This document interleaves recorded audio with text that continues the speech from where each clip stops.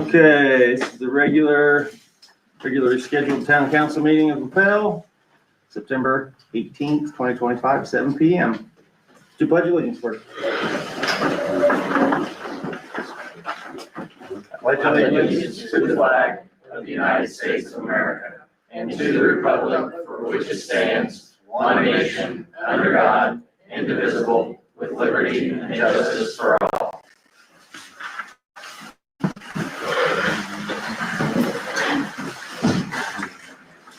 We get a roll call.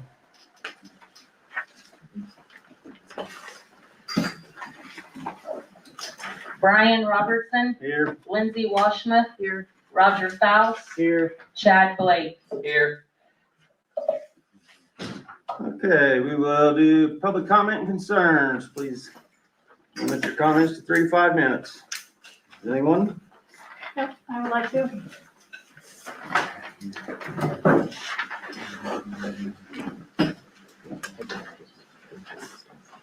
All right.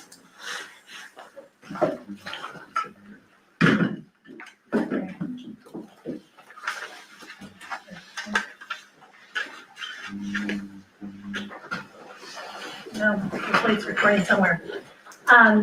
Okay, my name is Stephanie Avalo. I'm a resident here in Lapel, Indiana. Live in Brookside, and I just want to share an email that I did send to everybody at the front table for the council. I did try to send it to some others. I don't know the email addresses. I did try to send it to council, but it's nowhere on the website. So I did bring a copy to share. I'm shaking because I'm very passionate about this, and I feel like it is kind of the pink elephant in the room that has just not been shared and stated. And so I'm going to read my email so that everybody can see and know what the concern is. To the Town of Lapel Council, and please know and understand, I graduated from here back in the 80s. We lived out of town for 20 years and came back about 10 years ago. And 5 years ago, we had Culligan out to our own house because of the concern for the water at that time. So it's been at least 5 years. We've been back 10. It's been at least 5 years because we had Culligan out to our own house. To the Town of Lapel Council, and please forward this to the Town Legal Council. The water concern in the Town of Lapel is growing increasingly worse. The below is an example of a post today of someone's water right here in town, and there have been several others posting similar pictures and similar concerns with their water color, and there have been 2 other lengthy posts in the last 30 to 45 days of other days and incidents where there has been extreme discoloration in numerous households locally. If one of you came home today and this was the color of your water, you would be gravely concerned for your own health and safety as it relates to this water. And I would note, if anyone would like to take a look, actually I just went to go wash my hands, and the water even in the toilet in here is very colored. There we go. Very yellow and discolored even here at this location. So take note. Our town's water concern must be put at the very top of the list of priorities above any other thing that you could possibly consider putting on a priority list. Right now, nothing else should matter besides the health and safety of our local citizens in Lapel. Nothing. If the town council and town leaders are not protecting the safety and health of our community citizens, I'm concerned that there will be further action taken from those who are already offline and talking about it offline. I don't think we need to have this as a community at all lawsuit. I don't think it's in our favor as a town to have something like this happen. And yet, most importantly, we must take care of our town citizens and their well-being. There has to be a cause and effect that continues to create this discoloration of the water sporadically, yet continually through the days and weeks and months of every year since I have been back here in 2016. I personally was concerned with the water 5 years ago, which time I called Culligan and had a reverse osmosis put into our home in 2020. This proves that the water concern has been going on at least for 5 years that I'm aware of, because that's why I turned to Culligan to protect our own family. And most recently, we put in an entire whole house filter put into our own home water system for the same concerns. The rest of the people in town cannot always afford to pay for Culligan monthly or the cost of a whole house filter, and they really shouldn't have to. If our water was in the condition that it should be to every household in Lapel, the cost that residents are paying for water to be provided to their kitchen sink should be providing clean, safe water that should be drinkable and able to be used for washing dishes, ultimately washing themselves in a bath or shower. Currently, this is not happening for every household within our community, and this simply is not acceptable. To say that it is due to the flushing of the fire hydrants is no longer acceptable. The town was awarded a huge grant of money to fix this water concern and to be the solution. Obviously, something went sideways, and this is not the result that the leadership or townspeople expected or deserved. But this is not the fault of the residents. This falls back on the leadership. No one else in town was responsible for receiving of the grant or the disbursement of the money or the managing of the contract or what took place or did not, besides the leaders of Lapel. The community counted on each one of you up at the front. The community counted on you. I believe there are some things that may have been out of the leadership's control, yet it still falls back to the responsibility of you as leaders and those running the town of Lapel for the community people. The burden for the discoloration and concern for the Lapel water falls upon you as leaders. What I want to know, as do many others in this town want to know right now, is what are you as a leader of this town doing to get to the bottom of why the water is like this and what is being done to fix it? Simply giving no answers and no resolution and communicating nothing is not acceptable. It's not acceptable behavior as a leader, and it's not acceptable to the people. The local community deserves communication from the front of the room. Anything less is not acceptable in any organization or any company, so why would it be okay here in Lapel, Indiana? And if there are things that are being done in the background, then these things must be shared with the public at the public meetings and through whatever means of communication that you get information out to everyone in the household, into the community. The town of Lapel is counting on you to lead the town to an answer on why the water is like this, and to lead the town to a solution so that people can trust that they are consuming healthy water that will not affect them short-term or long-term health-wise. I know that this is not a new concern or a new matter, yet I do believe that the leadership, you should take immediate action and communicate immediately to the public what the concern is, because otherwise I'm afraid it's snowballing into something that you won't be able to reverse. I've tried to bridge the gap between the front table leaders and the public. The voice concerns are almost weekly, if not more, about the water in Lapel online. If you are leaders and supposed to be representing the town of Lapel and its people, I highly recommend getting involved with the online chatter and communication that is happening. Possibly know what the concerns are in your community, and if you're not listening to what is being said, then how are you leading?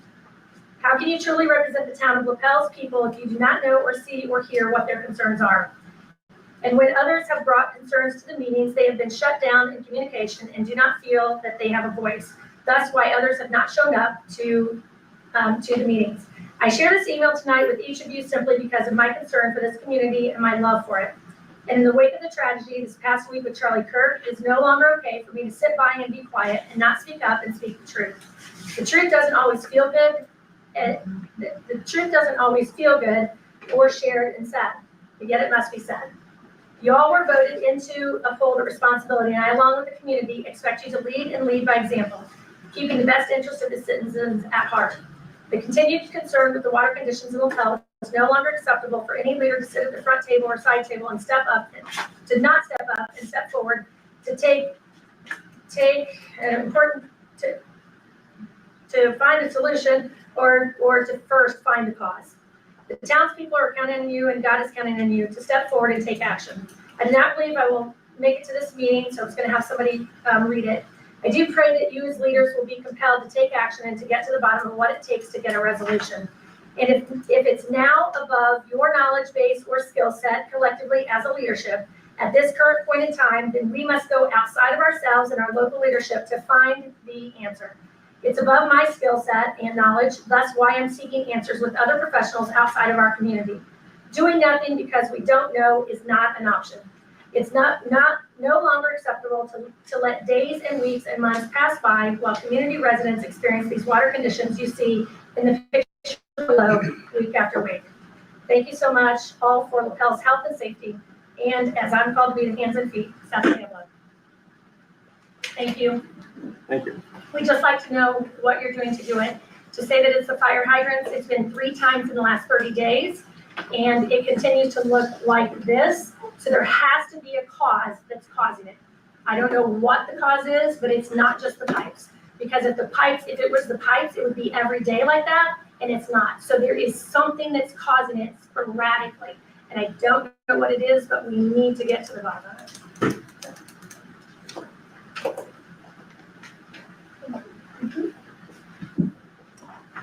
Go ahead. Thing. Mike Hildebrand, 30 West 7th Street, Lapel, Indiana. I think this is what Stephanie's talking about. This came out of my faucet. Don't look too good to me, and we're having to pay for it. And it's not healthy. And then across the street, we still have problems. There's still chemicals over there. They did pull some weeds, done a little mowing, moved some cars, but there's still a lot of chemicals over there. I have no idea what they are. I supposedly talked to the owner of the place. He come over and said that it took him 7 months to get the guy out. And he's hoping he don't come back. And I think the town needs to do something about the chemicals that's out. Mr. Hildebrand, have you notified town hall of that? About this? Yes. No, I haven't. Well, town hall needs to be notified so we can come and check. The email Mrs. Evelo was talking about, they went and checked this morning at the Okay. water meter. Well, this was Tuesday morning, or Tuesday evening. Just for a pray. Thank you. If I could, real quick, wow, that's loud. That is something. Just a reminder to everybody in the public, yes, we understand concern, but as Mr. Evelo just stated, that water sample was from Tuesday. The issue that we were having could be long gone, and we wouldn't be able to pinpoint it. If you have an issue, you have to call town hall and report the issue so we can come out and check it right away.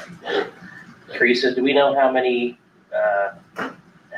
complaints on water we're actually receiving and testing on a weekly average right now?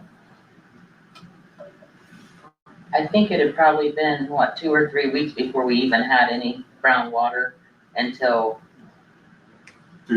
Tuesday night and yesterday.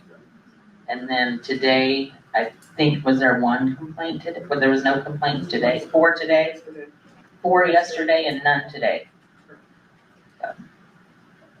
But if we have almost 900 water customers.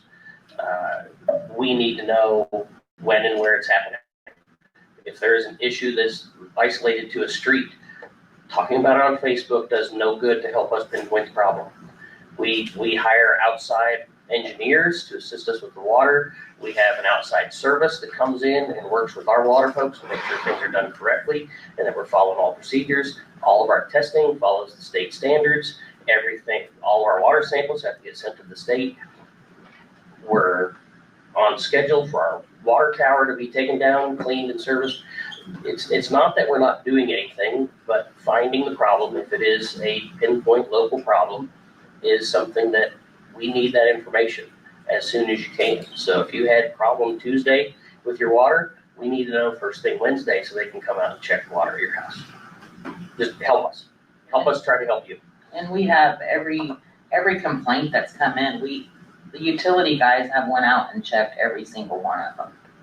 So, I mean, it's not that we're not gonna do anything. If you come in, you can even call. You don't have to come in. Just call and say, I have brown water, or I had brown water this morning, or when I got up at 3 o'clock this morning, I had brown water.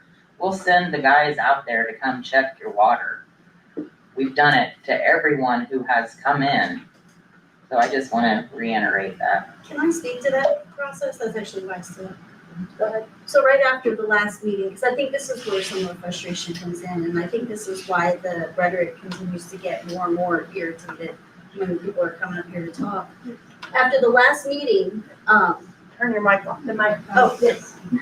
Chris Holt. That's what we do when the green light comes on. There you go. After the last meeting, I had an incident myself. The meeting was Thursday. That Sunday, I went to refill my hot tub. Now, I'm just gonna say, I have a joint disorder, so I rely on nightly baths, and in the summer, in the fall and spring, I use the hot tub to conserve water. So I'm sitting in this stuff, so yeah, I'm concerned about it. So I change the water frequently in the hot tub, I have a thing about it, so I change it. I go to fill the thing up, I've got 2 brand new RV filters, okay? I hook one of them up, I let it run, that water is brown through the RV filter coming out of my hose. So I'm like, okay, and I had noticed I have a filter in the house and a water softener, and it's still brown in the house, but not enough to irritate me, just enough to be like, maybe I should put more salt in there or something like that. It was terrible. So I was pissed. Like, I'm not gonna lie, I was. Because for one, you just burnt my RV filter, and then for 2, now I've got to clean this thing, drain it, clean it again, fill it back up, And so I call. So Brandon comes out on Monday morning, and he was very prompt, and he was very polite, and he came out with another person that I don't think I've met before, and they pulled it, the water at the meter, and the water was crystal clear, and it was beautiful. And I said, okay, great, now test what's coming out of the house, because that's where the problem is. And he's like, all right, I'll do it. And I took the filter off, and we ran the water for a couple minutes, and he checked it at my hose, and he's like, yeah, I'm not going to test that. It's going to test high. He's like, that's on it. It was brown as brown gets. And he says, we're having a problem with the well out on 13, dumping a bunch of iron into the water. We don't know why that's happening. And, and I said, do you think it has anything to do with capacity? We had a brief conversation about capacity and the concerns around capacity. And so I'll tell you that it wasn't an especially fruitful process. And I don't think that it has been for anybody who's followed it. And that's why they're frustrated, because you come out and you pull their water at the meter and you tell them it's all fine. It's in their house, it's in their pipes, it's in the system, it's the hydrants. But it continues to happen, and they don't feel like they're being heard, or anyone's really putting an effort out. And I know that's not true, and I'll tell you why, because I read the agenda today, and I see that on the agenda you have 3 quotes, one for a new well, which is god awful expensive, and to replace the pumps in the other 2. So I'm just gonna make this comment, and I'm hoping that it will be discussed when those quotes are discussed. Brandon made the comment when we were talking, God help us if that 4th Street well goes down, because the one on 13 won't keep up. Vice versa. Or vice versa. Vice versa. But yes. But when I'm reading these quotes, in order to replace these well pumps, you're gonna have to take one of these wells, both of these wells down for 3 days. I'm assuming not at the same time, in common sense. But I'm wondering, and I'm hoping that you'll discuss what measures you're gonna take for capacity, especially given the problems that were discussed the last time with the capacity from Brockway, what they've been drawing and not being able to really have good communication with them. So, because that even concerns me further of what is gonna happen if that's the route that we take to try to fix it. So I appreciate that you're at least looking into that, but I just wanted to speak to that process, because we come to these meetings, I've heard it said 2 or 3 times, call us, we'll come out and test it, we'll figure it out. But the truth is that when we do that, there's not really an answer. And maybe it's time to say we don't have one and ask somebody else.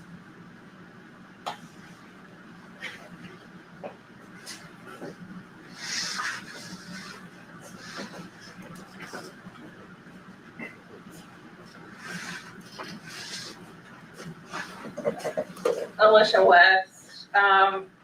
In regards to this process, as far as the water goes, what is the process? Because I've often found whenever I get on Facebook and find these comments about the water being discolored, what is the process, or can we come up with a process for after hours? Because oftentimes when the parents get home and they're trying to bathe their kids, it's after office hours. So, go ahead. I don't mean to interrupt. No. There is a after hours number on the bill, correct?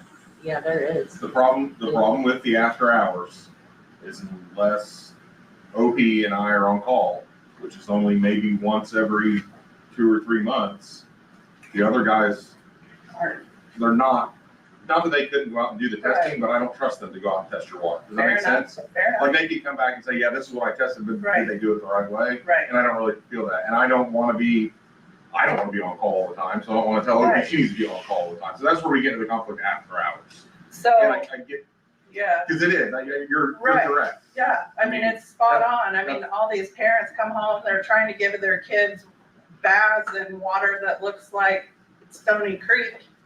And people go to start doing their dishes or wash fruit, and it's after office hours.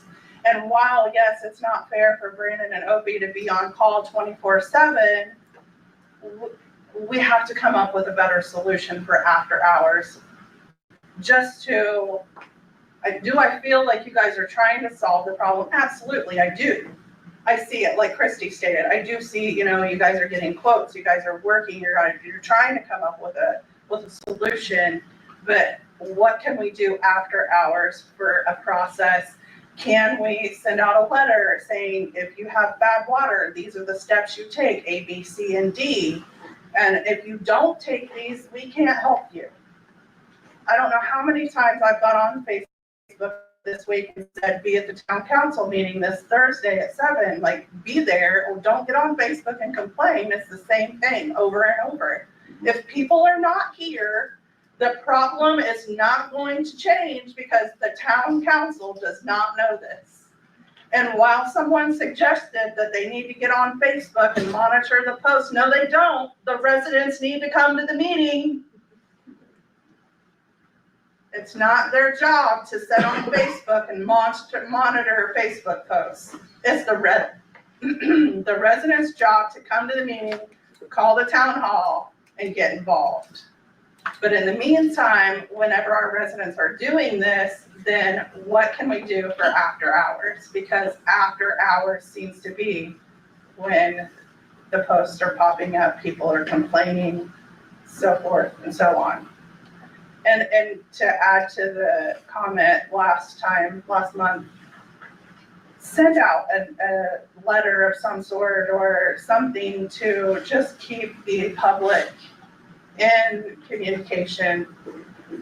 Because I feel like with the people that have come to me and complained to me personally, they don't understand where you're going. And they don't understand, while yes, I know we have elected you folks to run the board and to run the town. And it's your due diligence to spend everything how you see fit and what you feel like is best for the town. But in the same instance, I don't go here person. I've only been here for 12 years, but I wasn't born and raised here. And I am trying to educate myself and learn, the ins and outs of this stuff. And for you to communicate, hey, this is what we're doing with the town. This is what our goals are. Do we have a timeline? No, we don't. But what can we do to keep our people apprised as to the improvements we are trying to make and keeping our town residents informed? That way, maybe so many of our residents that do feel like they're left in the dark won't feel that way. Just thoughts. Thank you.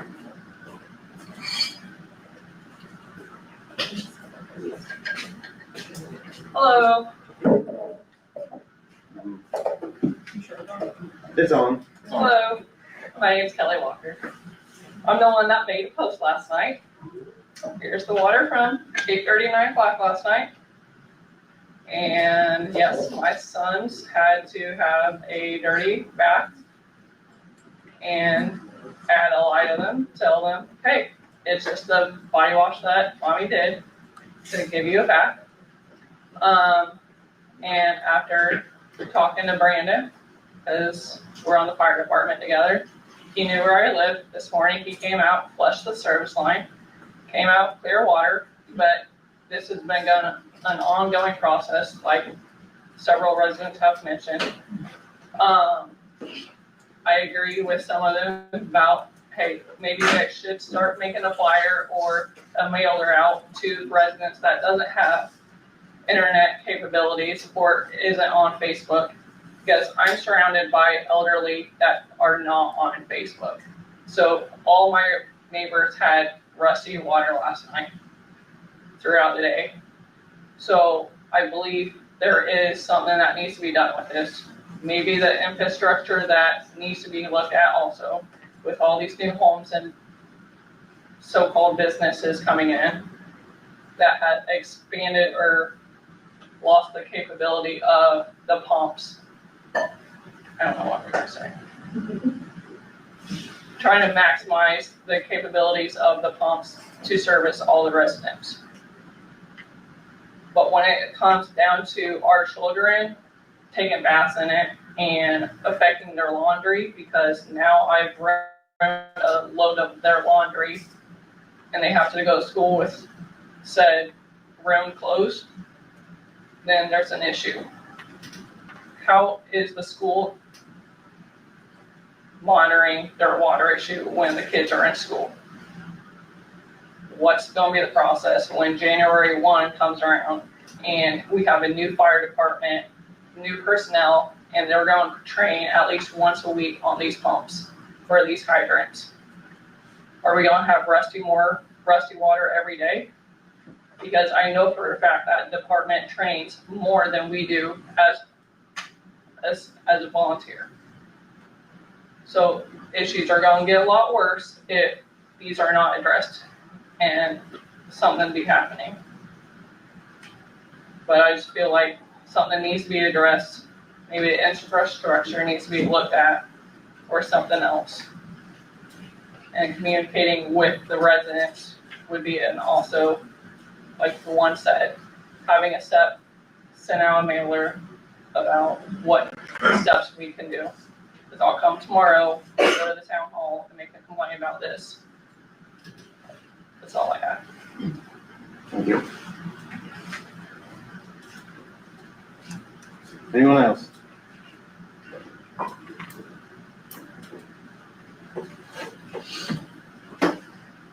Okay, we're gonna go to presentations. KMR, redesign of town hall. Thanks for having me here. I'm Matt Yates with KRM Architecture. We're an architecture firm out of Anderson, Indiana. We were contracted about 2 months ago to kind of look at the bank building. The history behind that for the public here is State Bank bought the old town hall and gifted the new location to the town of Lapel, and we were asked to kind of look at it. How do we make it more ADA, more safe, more secure, and a couple other small items. So tonight we're going to present kind of this plan. If you turn to page 6 on the document you have in front of you, that kind of lays out the updated plan. We met a couple times with a building committee. The building committee consisted of several members of the public, a couple of town council members, and a couple of the staff. And kind of went through some of the needs. The existing building currently has no restroom on the first floor and have an elevator. So one of the biggest issues is providing accessible restrooms for the staff and for the public. The second biggest issue that we're trying to solve is to give them a permanent kind of meeting space that they can set up so they don't have to lease out this space. And the building they're in has enough capacity to allow that to happen. And then the third thing is just the safety and security of the staff. A lot of the offices, the way it's currently set up, allows for no security, easy access to them. So if there's an angry resident or angry constituent, there's no kind of buffer to that level. So what we did was we went in and we scanned the building. We looked at all the bones. It's in excellent condition. It's a perfect building to last another 20, 30 years. The AC and all the mechanical equipment is in good shape. So really what we're looking at is trying to fix those 3 problems and more of an aesthetic fix on the inside. The plan you see over here in front of us in the orange is kind of the new public meeting space. It'll hold around 40 to 50 people. And it has kind of a small conference area for in the blue next to it, a public restroom, and then 2 ways out for safety and safety kind of purposes. This space will allow them to set up permanent equipment, to do recordings, to do projection, and also have a place for the public to use when they're not, as a secondary place to rent and to use. In the green there is the main entrance. You can see it's separated from the orange, so there's a private public meeting space and then an entrance into kind of what we call the office place where you guys go and pay your bills or need to talk to one of the town planners or code consultants. So basically what our goal is to, on the existing plan, the left half, and the purple and the blue is kind of all existing walls. So again, trying to keep that budget low, try to keep it costs down. And then we needed to add one office that's in the black, kind of point here, in this area right here, because we needed a clerk treasurer office. That's one of the new walls on kind of the west side. The drive-through window we preserved. There'll be some minor renovations to that, basically a car indicator, so when you pull up, it'll ding, they'll know to go to the window. And then if you ever went to the front desk in the new space, it's really tall, it's not ADA, so the new desk will be kind of right here. There'll be an ADA spot, a lower spot, and then the higher spot. There'll be a door that separates from the business area, and then a staff restroom back here, and then a public restroom up here. And then if you remember right, when you walk in there, there's this open stair that's kind of a safety and security reason. Anybody can kind of run down these steps and get down into the basement. Now that this wall is here, where this desk is, it protects them from having to monitor that as much. So that's the basics of the plan. I'll kind of stop there and see if you guys have any questions on the plan, and then we can kind of go into schedule and kind of some other items. Any questions? Great. From a schedule standpoint, that's the page before, page 5.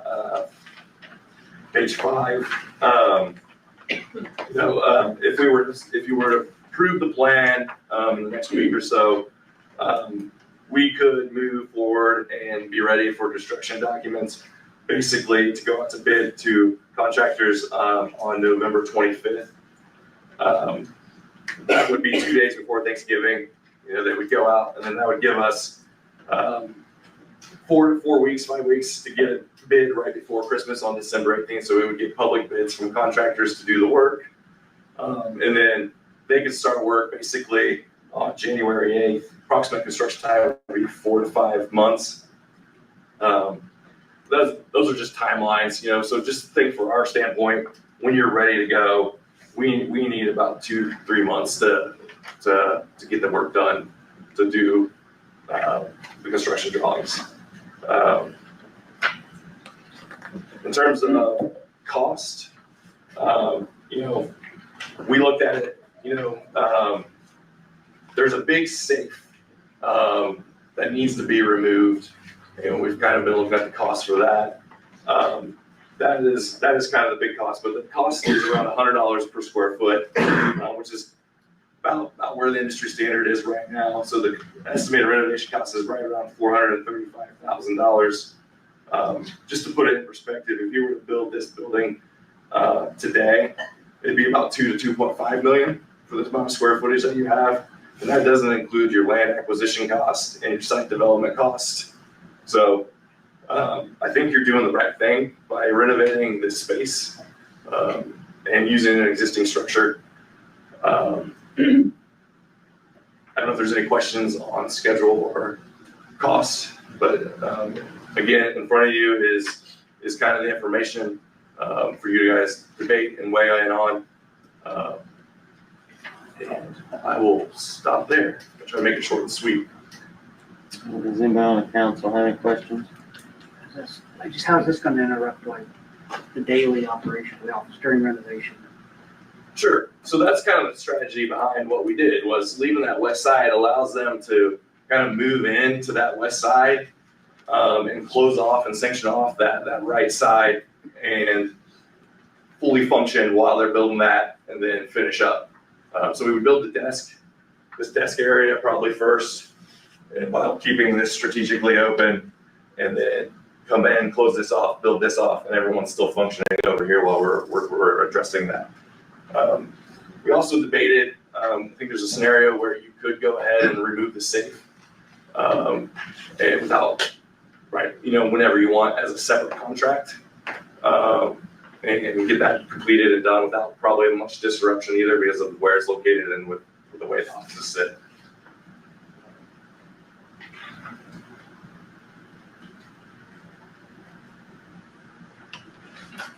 I think I like that option of doing the safe separate, putting the vault out there separately. Doing it first. Yeah, doing that. Does anyone from the public have any questions? I have questions. Go ahead. You said the building had good bones. What needs to be done immediately to make it safe and functional if we chose not to go forward with the renovation? I think the tricky part is it's the restrooms. There's no ADA restrooms, so there's a liability there.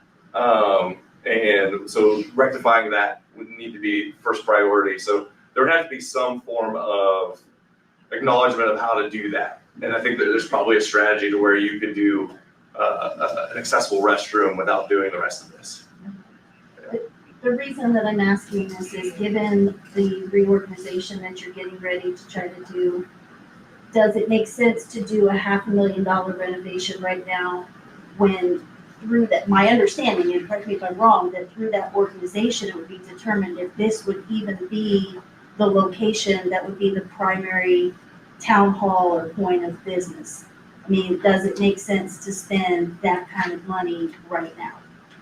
Well, first and foremost, we have to get Stony Creek Township to agree to even start the process. Right, so my question more or less is, could this be postponed a year to a year and a half and just do what's required to meet the ADA standard?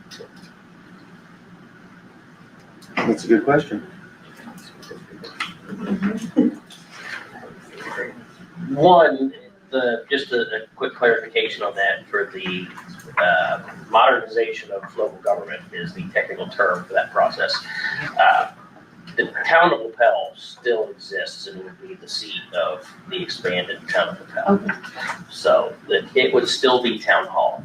It's the plan here that, first of all, there's been months worth of effort put in by the steering committee, which is made up of several folks from the town, the council, and town employees. So there's a lot of effort that got into the plan that's in front of everybody there. Talk myself right out of my thought. So a lot of effort went in to get to this point, but as Matt stated, this is a plan for the next 30 years of Lapel. It allows the space that we need for the staff that we need, some of it's staff that we don't have yet, but it allows for us to operate the business of a growing town for the future, to get the things in place that we don't have. So while yes, the cost is high, it is much cheaper than building a new building, but the key thing is to remember we're already $400,000 ahead because we didn't have to buy the building. We've been given a great gift in this, and I think it would be wrong of us to not do it right for the future of the town. Part of the many problems that we focus on and have to deal with on a daily basis is we did things wrong in the past. And we have an opportunity to do something right and be right going forward. And to be clear, I'm not implying that we shouldn't do it right. Right. We should do it now. Because you're talking about potentially expanding the size of the government in possibility double, in which case the renovations that you're getting ready to make may not be enough. And while I appreciate the effort that's put into it, and I don't discredit that in the least bit, I just question whether or not now is the right time. And I would just ask you to consider that when you're making the decision. That's Yes. Yeah, and I'm sorry. what's the Brian's total, job. what's the total amount budgeted for this? What's the price tag look like? Right now, we're at around 430,000. we've been challenged to bring lower, and we've got strategies to lower. It takes some, there's opportunities to do sweat equity, which means we come in and we paint our own, the town of Lapel comes and paints their own paint to save money. There's other ways to save dollars throughout, and that's kind of like how construction, or how our design works is we do a schematic design, and we put all the things that we need to make it work. And then this next phase is we'll try to hone that budget down, and we're working to get it down. Chad wants us to be right. 250. 250. So our next step would be we're gonna send this to local contractors and be like, price this for us. We're architects, we have our pulse on a lot of communities, and it all comes out to timing too. This is a perfect winter project. If there's contractors who are hungry, bidding in November, you get good pricing. So there's a game to it a little bit too, but our goal is to keep exploring and try to bring that price down, because we're not happy that it's that high. It's just the nature of the way things have been the last 5 years, 4 years. So, yeah. Yeah, I guess my question is, yes, what is the total cost? And then where are we coming up with that money? Because we're such a small town with small budget and have such a big water issue. I don't see spending the money on that at this moment in time when there's more critical things. It's like Maslow's hierarchy, right? You gotta take care of your food, water, and shelter first. So, This is tax dollars. Our water is ratepayer funded. Our tax dollars do not go into the utilities whatsoever. Everything that the utilities happens in the utility department is from ratepayers. Our tax dollars do not go into it. So this would be from taxes. Okay. So no debt? Excuse me? This would be no debt, this would be. We're figuring that out.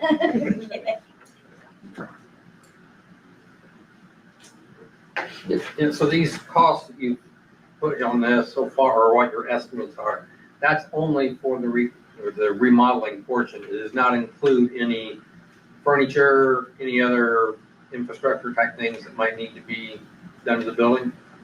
It has some technology for the conference center. A lot of the furniture is existing and they're good to reuse it. So there's not a lot of furniture cost in there, and we don't expect to have a lot. We would throw that into that number if we had it. We do not have it. That number I gave you was lawyer fees, architect fees, contractor fees, all in. I shouldn't say just construction. It's what our goal is for the overall cost of the project, and we're constantly trying to get that down. And a little bit of it is you got to get a good number from the contractor. So, yeah, does that help? Yep. Okay. And one other question: the steering committee that was put together for this, I went back and went through the minutes. I know it was said we could create it, or Brian was to say who was going to be on it. I never saw any place where it said who was on that steering committee. So is that something that can be given to us? I can read the names if you. Sure. Is that okay? I mean. Yeah, go right ahead. Okay. Cool. So we just created this document. We gave it to the board. We had a PowerPoint. I didn't realize that there wasn't a projector, so I apologize for that.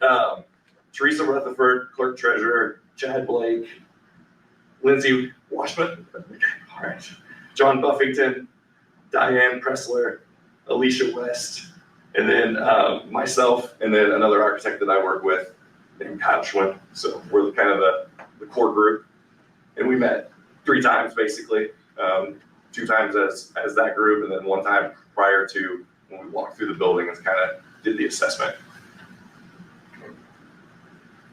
Thank you. I have one more question. Do we actually 100% bottom line own this building now? Like nothing can undo this deal, it's over, we own it. We own the building. Okay. Those pay taxes. Okay. Well, I heard some, like if we didn't approve. Finders keepers. Yeah, if we didn't approve parking, if we, so I was kind of wondering, like, if there was anything else that we need to be aware of. No, Evan did a good job. Is this like for sure the permanent building that you guys are gonna have the town hall in? As far as I'm concerned, it is. Okay. Otherwise, we In have our to build a lifetime, new building. I asked because in my lifetime, you guys have moved twice, and now third times. I mean, I think the site is, like he said, what, 20 to 30 years, if we would have to at that point. Mhm. I mean, it should last us that long.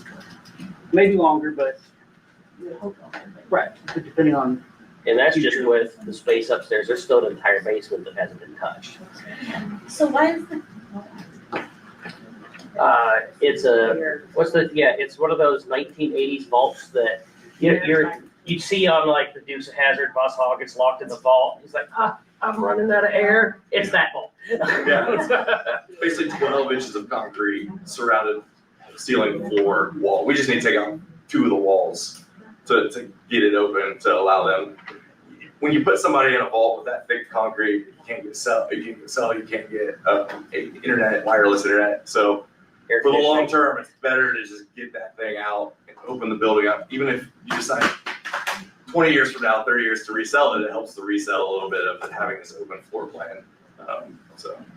Is there a way to why not just keep the vault and use it as a storage? We looked at that. It was tricky because the vault lies kind of Where's it on the? right here, Right in the middle of it. right in the middle. And so it's either tear out all of this and build offices over here, or tear out that vault and put this here. So we kind of analyzed, we looked at 2 different plans throughout that. And in the end, we looked at the budget, and it really came down to, if we get a good price for that removing that safe, it's cheaper to do it this way. is it? But we need to get that number to confirm that before we move too far forward. So that's kind of our next step. I mean, I can't imagine what it would cost for someone to put that in, right? Yeah. I mean, I'm saying what it cost initially to ever put it in, so I hate for us to waste it because it's a.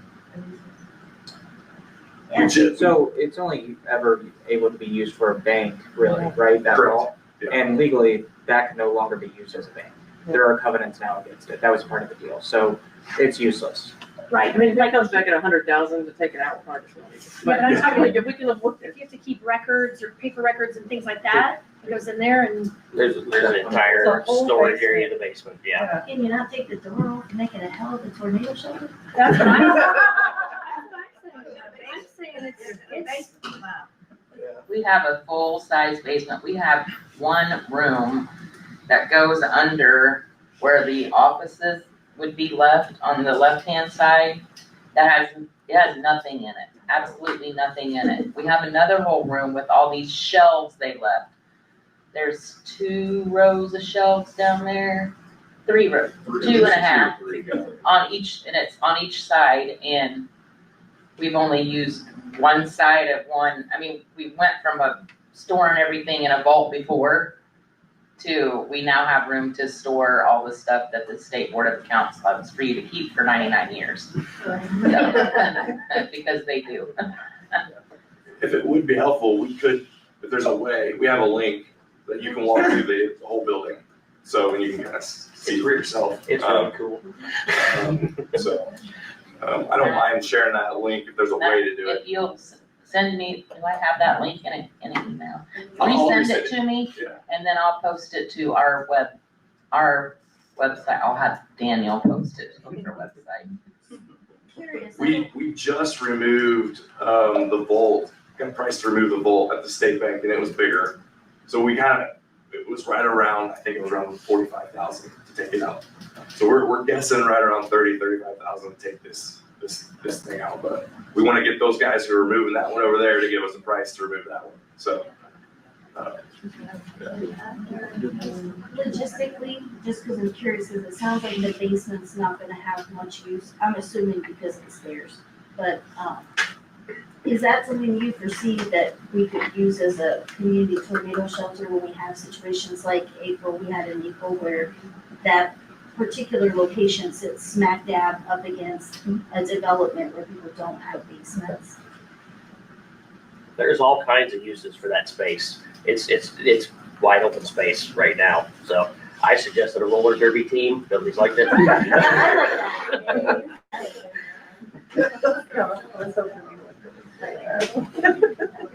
I'm with you, I second that. Anyone else have any questions? Well, thank you for the presentation. Thank you, guys. So we need to.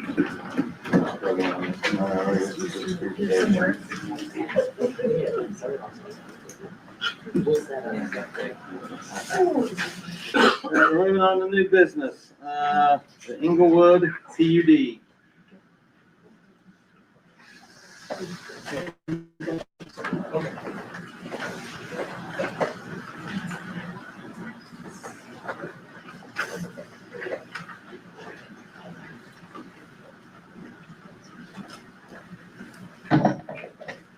Good evening, I'm Tony Legato with Arbor Homes. Our address is 9225 Harrison Park Court in Indianapolis. Quickly, I can pass out a presentation I have so that you can review. Unfortunately, I left my boards at our office and didn't realize by the time I got here, I didn't have time to go back.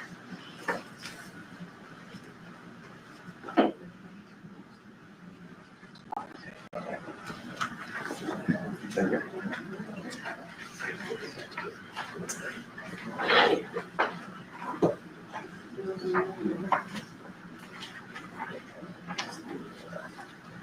And I have extras we just passed out in the crowd if people want to pass them down and look at them. Thank you.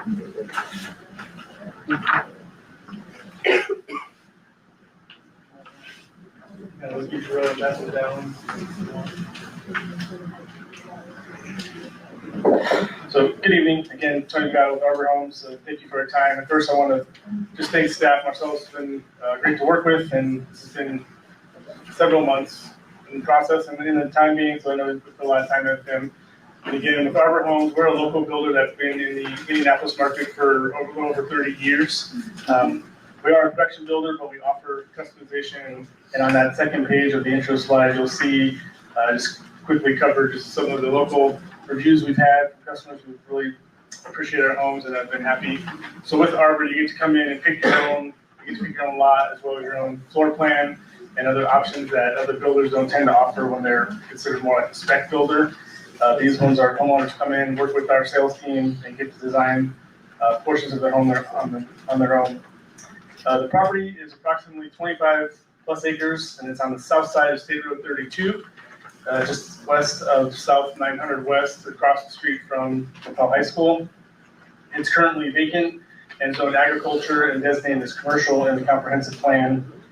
To the south, there's a park area as well as some other single-family and commercial surrounding the site. It's currently been vacant. Was previously had some zoning for a PUD that had residential and commercial on it that never moved forward, and that zoning is no longer in place, I believe.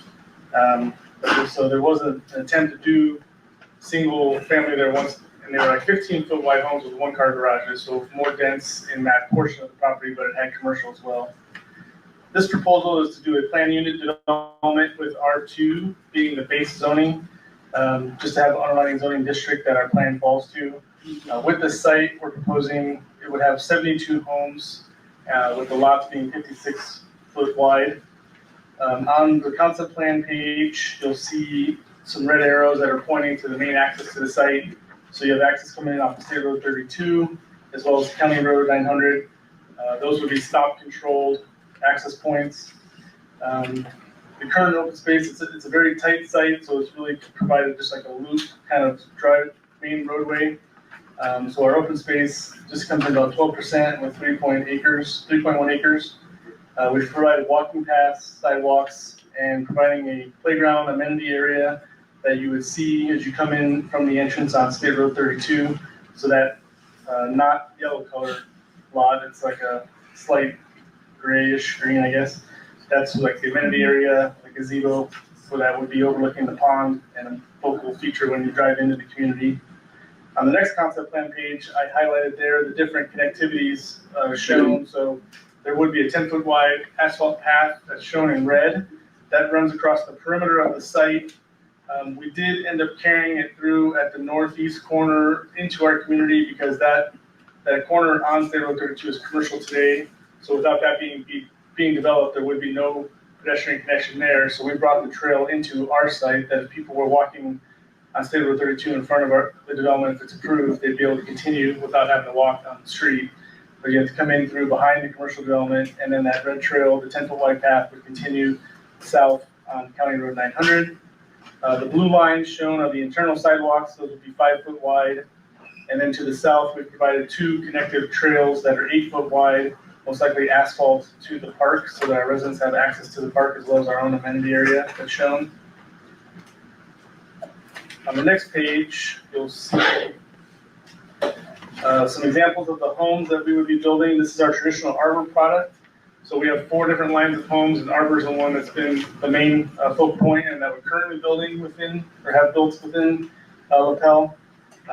Initially, we had proposed a smaller floor plan that had a lot more density, and working with the planning commission the first time around and the planner, that we heard some concerns about that, and we went to larger lots and brought in these plans. So with arbor, there's a traditional single family. There's 12 floor plans that have 5 elevations each, so you have well over close to about 60 different elevations, as well as different color packages, different brick options. So as well, from an anti-monotony standpoint, with 72 homes, we can definitely design and have a community where a lot of them don't look very similar. We offer ranch as well as 2-story homes, being the max height. Those square footages would range from 1,200 to 3,200 square feet. If possible, there's an option for third car garage if there's room on the lot, and then there'd be options for sunroom as well as basements if the soil would allow for that. Next page shows some other example renderings of what would potentially be built based on the options that are picked by our home buyers. The next page just highlight our design center again, because there's customization options. When a home buyer comes in and picks their lot and their floor plan, they come in and work with our design team. They get to pick out their flooring, the cabinetry, their countertops, their fixtures, as well as their exterior colors. And that's within, the anti-monotony standards, so they can't, again, have the same floor plan or same elevation and color as the next door neighbors. So that's something that the town would review when it's submitted. But within the guidelines of anti-monotony, they'd be able to pick their color plan, as well as those features I talked about. The next page highlights the traffic study. There was a required traffic study as part of this submittal. It was reviewed both by NDOT and the town. From the result, it showed those areas on the map that I'm highlighting were intersections that were studied, and it showed that there was no necessary improvements needed from the increase in traffic. So, the traffic study shows there will be an increase over the development, but it did not result in the need for new improvements because of that. There was also a request by NDOT for us to do a traffic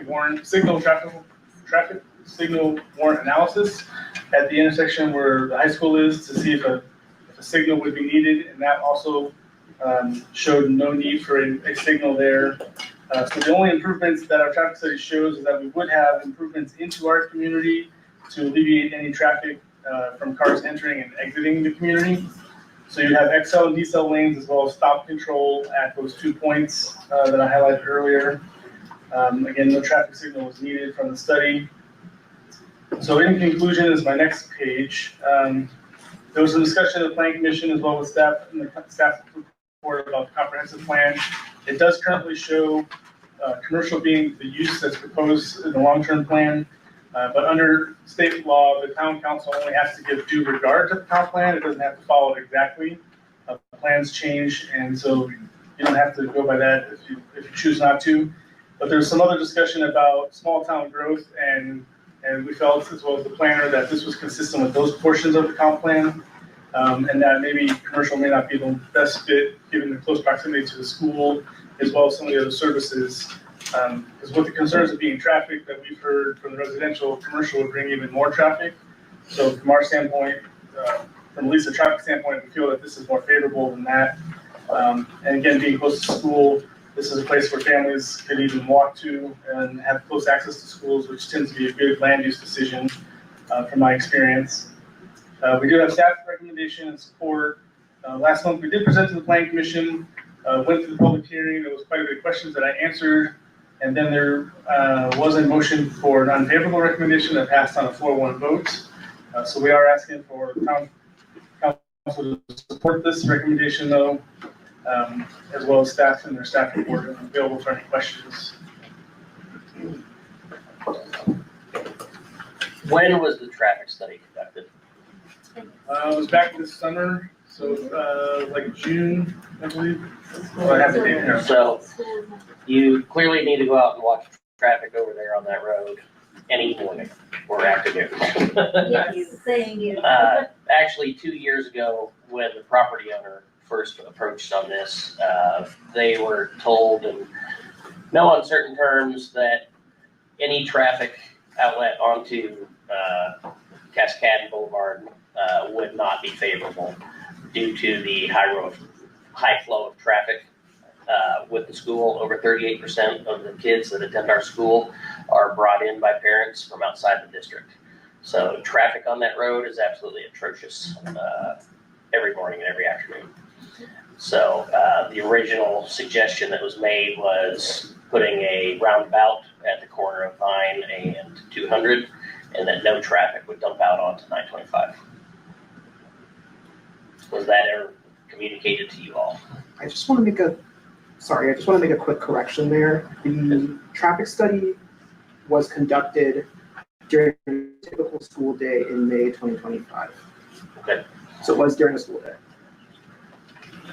Yeah, and I'm not a traffic engineer, so I have to trust what was done here. Not mine me either. Yeah, so, but from the report, the school hours they are opposite of what you have from families coming and going in and out of the development, where usually between 6, 7 a.m. to 5 p.m. So school hours get out earlier, so there was less traffic at that school time that we would bring. And again, with the traffic study, it shows there is an increase. It's just a matter of the road currently shows that it has capacity to handle the additional traffic beyond needing new improvements. So I don't want to say there's not new traffic, because there is new traffic, but from the study, it shows that the current capacity of the road should be able to handle it, and it's not in the same conflicting time as the school. Our peak hours are different than the school's peak hours, basically in a nutshell. I was trying to say that a little easier.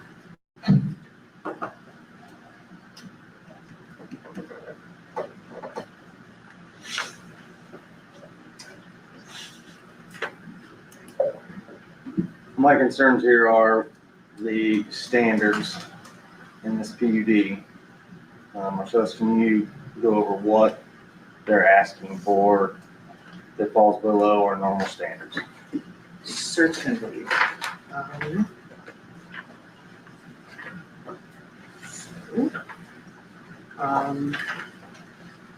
You have a copy of the staff report in front of you. You can find this information on pages 9 through 19.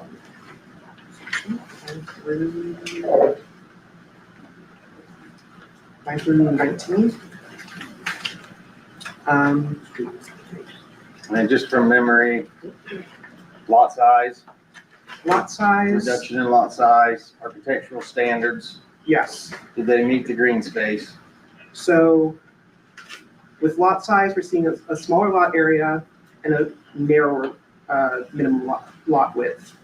However, those reductions are not too large.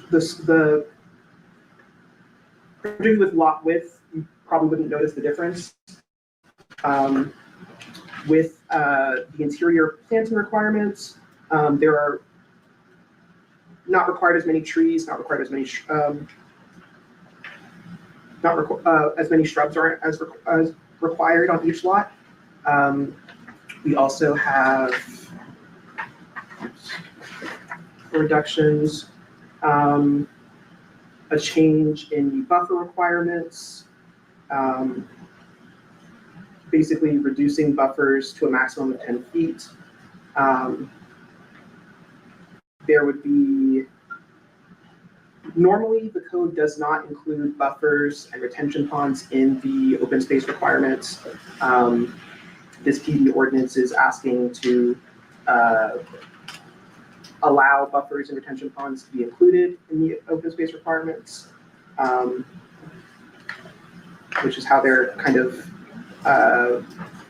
exceeding the amount of space that the code would normally require. I did a look at the architectural standards, and the current code requires more masonry coverage on the outside of buildings, particularly that side faces the street, than what they are showing in their exhibits.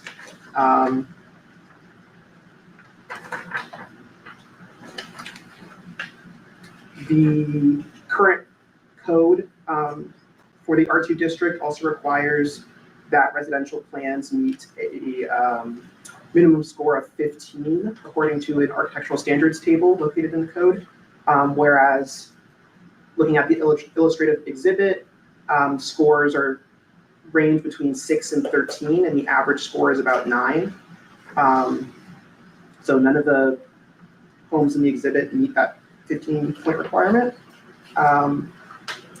And then there's also a conservation standards requirement to meet a minimum score of 10 from another table in the code. And that's not something that would show up in the in an illustrative exhibit. That's something that would happen when you're choosing like your windows and your HVAC and your like washing machine and your fixtures and stuff like that. So that's the stage that like, you know, at this stage, we don't have information about whether or not they'd be able to meet those requirements. And then, yes, that's the last place where their requirements they're asking are less than the current requirements. And I can talk more in detail about what the impacts or concerns are with any of those reductions if anyone has questions about those. Does anyone on the board have any questions for either? If everybody didn't see the numbers, the ordinance requirement is a 7,250 square foot lot. They're requesting 6,000. Minimum lot width is 60 feet. They're requesting 56. That's probably the two biggest numbers there that are concerning.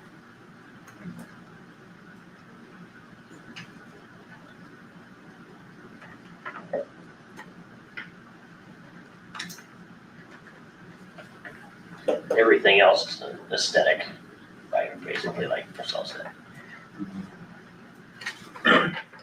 No one on board has any more questions. I will entertain a motion to approve the Inglewood PUD.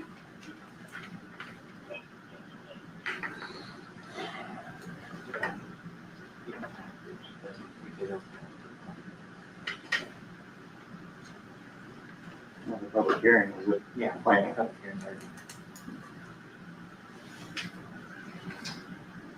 No one's making a motion. Over here. Guys. They're entitled to a motion, whether it's positive or negative, whether it fails or not.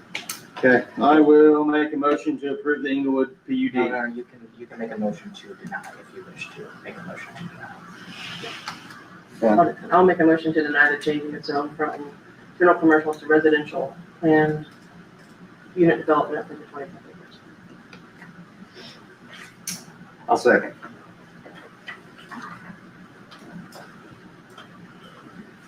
Brian, Yes. Lindsay, Yes. Roger, Yes. Chad. My answer would be different if traffic did not go on to 900, but yes. Thank you. Thank you. CDS engineers, quotes for the wells, pumps.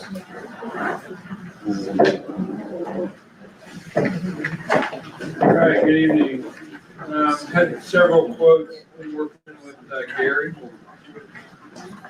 And so we got quotes from Fearless Midwest, who's done a lot of work with Brandon.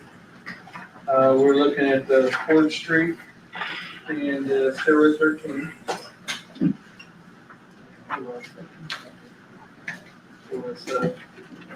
So Steroid 13 quote was $31,000. And this is basically replacing the pump. These are 500-gallon amount pumps. These are the big ones, and then the 4th Street's 250. They also have a section in here, if a well needs to be cleaned, it's an additional $12,556. So there's that. And then I'll give you the next one, Ford Road. Ford Street is 30, and this includes cleaning, $36,038. So 4th Street's 36,000, Sierra 13's 31 plus 12. They need to clean it. He didn't think they needed to clean it, but I would bet that it probably needs to be cleaned. Well, if we're in there working on it, I think we probably need to just go ahead and clean both of them. Yeah, I would recommend cleaning both of them. The pumps have lost their capacity. Both pumps have lost their capacity. I think Brandon helped me if I'm wrong here, but pump Ford Street is capacity is 250. You're getting about 150. 157, I think is our average. 157. And then Sierra 13 is 500, and you're getting Maybe 413 or 415. Yeah. So they've definitely lost their capacity. And Brandon's right on the, if we got to take these down, we'll take down the Ford Street first and get that one back up to 250. You'll need that. Yeah. Make sure the tanks are full when we take down Sierra 13. Now, if we do this in the fall, that should help as well. Yeah. Or even early winter. Getting 4th Street well back online, back where it needs to be, is going to help a lot. That'll help a lot. Tremendous. Yeah. And that's our cleanest water, but it runs the longest, but pumps the least amount of gallons per day. Yeah. So. And it's closest to the plant. Yeah. It'd be a lot better. Actually, it'd be nice if we could get that one to 500. It would be very nice. Yes. Is that one just not capable of 500? We're gonna ask that question once the hydrogeologist gets down there and starts looking at it. Because the next proposal I'll talk about is the new well. Mm-hmm. But if we could get 4th Street to 500, we probably don't need to drill a new well. Because the plant is only rated at 500 gallons a minute. That's really, you need 2 wells at 500 gallons a minute to supply the plant. And right now, you've only got 1.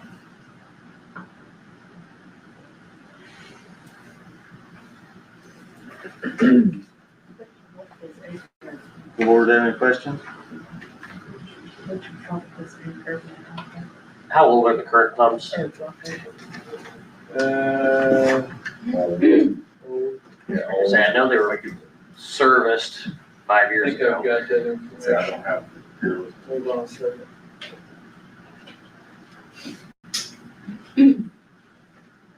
So I know the electric motor out on Sierra 13 was replaced during the first part of the water project, but the pump itself wasn't. So that would put it maybe 2015, 2011. 2011.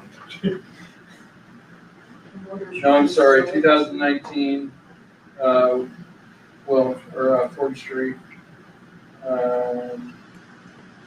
13. It's cleaned in 22. Oh, it's older. It was 2013. So you got one 6 years old and one is 12 years old. One is 6, these pumps, you should really get more life out of these pumps. The water here has been well documented, has a lot of iron and manganese. I think you're pulling in some fines as well in these well casings. And I think cleaning these wells with chemical and shooting those back through the aquifer is gonna help a lot with that. When you say fines, like the screens on the well, it's in the ground, is letting sand And very small silt pieces into the water. Now the filters filter that out. So nobody's drinking raw water here. But the filters filter that out. But it's not something, it puts a strain on your filters, makes you backwash more. Yeah. It's a cascading effect when you get wells like this. No one on the board has any more questions? The other, what is? The other IPW quote is a new well, and right now, Peerless looked at this with their hydrogeologist. The new well is $359,370, and they were planning that also includes some more water main, which is $82,000 to connect to the existing water main, and they want to put it out there. Best location they think is State Road 13, where you already have a well, and they'll stick it 300 or 400 feet away so that the cone of influence doesn't affect the existing well. But it would give you a backup. It will give you 2 wells that are at least rated at 500 gallons a minute, which is really what's required for your treatment plant. This is the same well that is higher in iron, correct? State Road 13 is higher in iron. Aren't we doing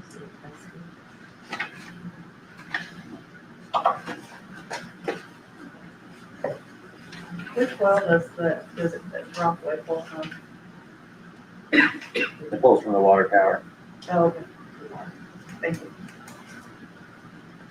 Yes, they're pulling treated water, not raw water. Yeah.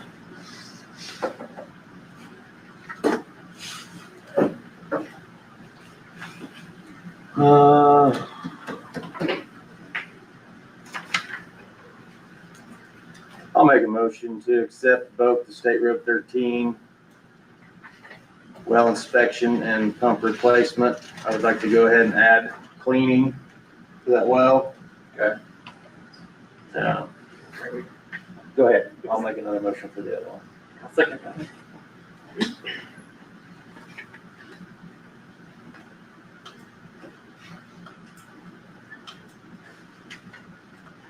Brian, Yes. Lindsay, Yes. Roger, Yes. Chad, Yes. I will now make a motion for the Ford Street well cleaning and pump replacement. Second. Brian, Yes. Lindsay, Yes. Roger, Yes. Chad. Yes.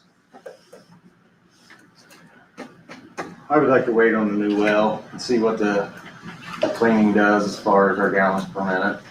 Yeah, I would agree with that. Let's see how this goes, and then we'll address that at a later time. And there also may be some other investigation to do on location, and what we think we could get somewhere else. Yeah. State Road 13. I believe Commonwealth in part of that water project was looking at some other areas. They will. Yeah, I talked to Gary about that. Okay. All right. Item 2, the quote from R&R for smoke testing. As you guys recall, we've talked a lot about trying to keep the plant capacity, save some of it by correcting a lot of the collection system. We have a plan to line all the sewers. We're also looking at getting some grant money for that. But this quote also is part of the investigation. We sent out 7 requests for the smoke testing, and this will smoke test every line in the collection system. R&R came in at $21,000, which is really a good price. We just finished about 2 years ago, city about the same size as Lapel, and it was closer to 50. It wasn't R&R, it was somebody else. Now I've worked with R&R on several projects. They're out of Rochester, Indiana. Excellent company, and I would recommend moving forward with this smoke testing. And essentially, the smoke testing will see if we have unauthorized hookups, downspouts, things like that into the sanitary. Downspouts, yard drains, local catch basins and inlets on the street, things like that. Those will contribute a tremendous amount of water during rain events. Oh, and then that flow testing we did, every time it rained, Yeah. it was, skyrocketed on our inflow. It's pretty evident that you've got a lot of inflow and infiltration.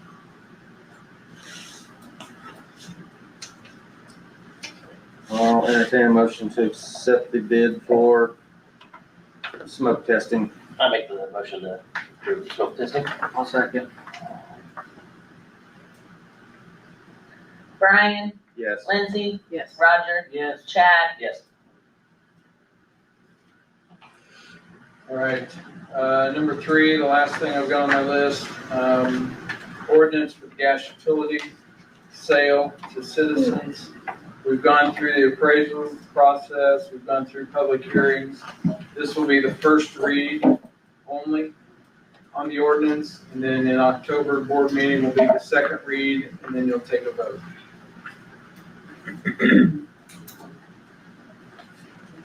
Any questions on that at all?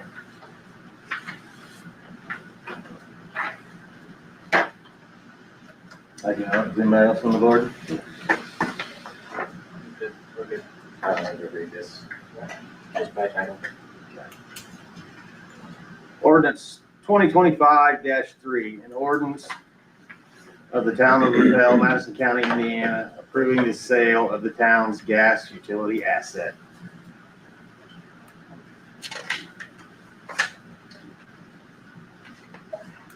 Good. No, that's, you have to vote it's not just reading. Oh. It's, the first reading needs to vote, so you have to vote 3 times. I'll entertain a motion to accept pass ordinance 2025-3. I'll make it. Second.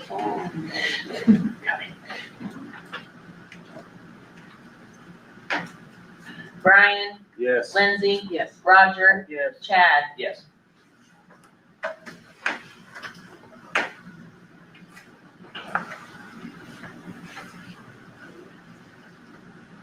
All right. Now we're going to resolution 2025-6, the Lapel and Pendleton interlocal agreement. Hello, I'm Hannah Rezervansky. I'm the planning director for the town of Pendleton. Oh. I believe you got our interlocal agreement and resolution. Teresa gave it to you. Mhm. And then Evan should have given you a packet that I brought with me. Mhm. I'm really here to just answer any questions you might have. Essentially, we have a developer on 700 South on the Pendleton side. We share that road because the old county roads property lines go to the middle. And they need to improve the roadway from 13 to their property line, their eastern property line. They have large trucks, a lot of traffic going to be produced with that. So they need to improve that road drastically. So we've got our right of way on the south side. And essentially what this interlocal would do is allow us through the developer to purchase 50 feet of right of way from center line north. The developer will create that new roadway there. It's about 1,700 feet long and then give you the right of way back. If you want. Anyone have any questions? I will make the motion to accept to pass resolution 2025-6, Lapel and Pendleton interlocal agreement. Second. He made a second. Brian, Yes. Lindsay, Yes. Roger, Yes. Chad. Yes. Good to see you. Now, you do have a resolution with you as well. You're welcome to mirror that, or, you know, if you have your own template, because I do believe a resolution is needed as well, because it's a cross-jurisdictional. This is just ours as an example, but. Yeah, so we have one drafted already that mirrors what you have. Oh, perfect, okay. That's what they. I didn't know that that was there, sorry. Yes. Yep, that's what we just passed. All right, perfect. Well, thank you so much. Thank you. Old business, Comcast right-of-way permit.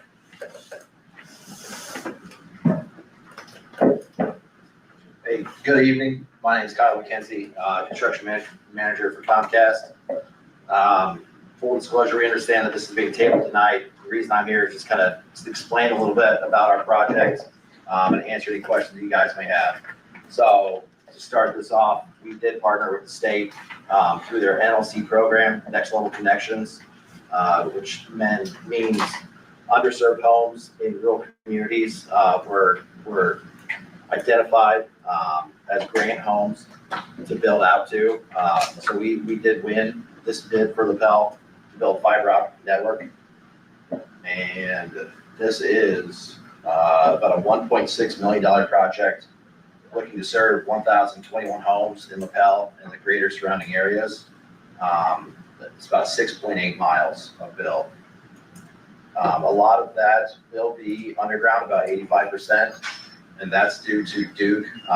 That's why we were actually awarded this program in 23. We've been trying to get on Duke poles for that long, and with the extensive make-ready they require, it didn't work out like we wanted it to, unfortunately, so we did redesign this underground.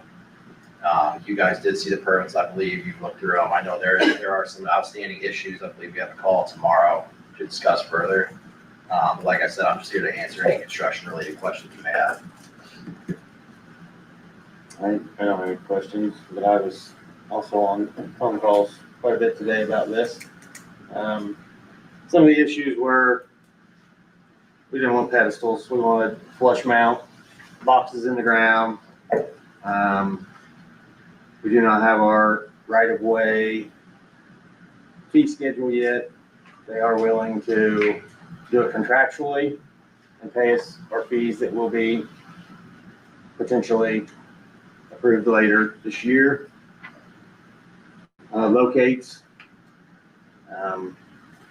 things of that nature.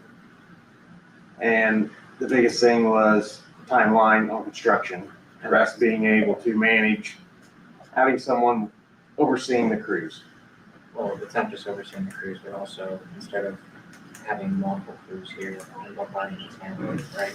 Yes, and that was like the timeline of the construction schedule instead of, because I believe you guys were trying to do a 2-week schedule. Is the last I heard. For approved permits, that's correct, yes. So just a little background on that, we have until March of next year to complete this bill for the state. Okay, I guess I misunderstood that. I thought you guys were trying to put 55,000 feet of cable in the ground in 2 weeks. No, sir. That was pretty, That was what was relayed to us. yes. No, I think that timeline was for us receiving approved permits from the town. Okay, that makes a lot more sense, because I didn't know how you were gonna do that. It would have been impressive, don't get me wrong. Very. What do you think the timeline is for installation? Depending on how locates go, I know the town has your own gas, correct? Mm-hmm. That's gonna be a challenge. I would propose about 90 days for construction start to finish. Brandon, does that seem a lot more manageable than? It all 2 depends weeks. on how many crews are doing what at what time, yeah. Yeah. How many, you have an estimate on how many crews you're gonna try to have in town for a 90-day schedule? Depending on the permits and how locates go, like I said, we could have up to 10 crews in town. That's not gonna work. Yeah, that's not gonna. Well, Because ultimately, with you boring underground, you're gonna be either crossing water or gas almost every hour.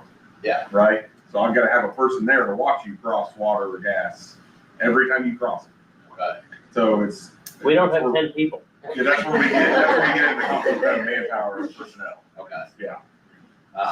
Have you guys, is there a possibility to outsource someone that could watch? No, so gas, the only gas I have to do, like, the company has, like, who owns the gas has to do their own locating, Yeah, and I have to do my own wash and protects, right? So that's through the USIC and all that. Now, water, I've taken water into, it's just as important to me as gas, so I follow the same thing that gas does. So when somebody bores across my main or service line, I want to be there to watch it. yeah. I mean, it makes sense. That's Yeah. protecting our assets. We'll back all that anytime we're Yeah. getting anywhere close to water storage. The biggest issue is gonna be locating the water. Yeah. Gas, I got no problem. I can tell you exactly where the gas is. It's all got tracer wire on. Okay, cool. The water, we stand out there with 2 sticks and stomp your foot and hope that's where it's at. It's a challenge. That's gonna take the longest. And I know there was talks of us getting some quotes for you guys to locate the water and sewer. I think those are gonna continue tomorrow, so there's that as well. Yeah, I mean, right now, we're still kind of in the negotiation process, getting everything, both sides comfortable and everything put on paper and in writing. And then potential special meeting to approve this or deny it, whichever way it goes. So, do I need to tell you what? Yeah, I would table this, until, I would just table this, and then I expressed to Jeremy today that if we can work things out, the council has expressed to me that they'd be willing to have a, special meeting within the next 2 weeks. Mm-hmm. Is that correct? Within the next 2 weeks, not saying it will be 2 weeks, but that's what we're aiming for. Yeah. Is that, provided we can do it. Okay. That works for us. Okay. Make a motion to table this. Brian, Yes. Lindsay, Yes. Roger, Chad. Yes.